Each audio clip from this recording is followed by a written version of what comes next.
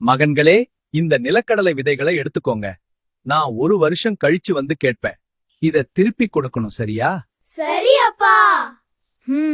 இதை இப்படியே வச்சிருந்தா கெட்டு போயிடும். அதுக்குள்ள நான் சாப்பிடுறேன்.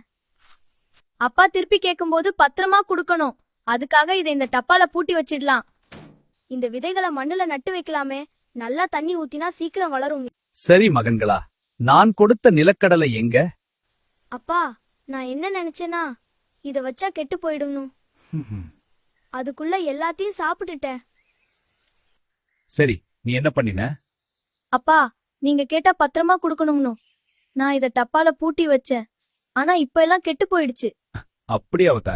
சரி, நீ என்ன பண்ணின? அப்பா, நீங்க கொடுத்த விதைதான் இது. நான் மண்ணுல நட்டு வளர்த்தேன். இப்ப பாருங்க, நிறைய ஆகிடுச்சு. பாத்தீங்களா? வச்சிருக்கிறது மட்டும் போதாது, அதை எப்படி யூஸ் பண்ணி வளர்க்கறதுன்னு தெரிஞ்சிருக்கணும். நீயே உண்மையான புத்திசாலி.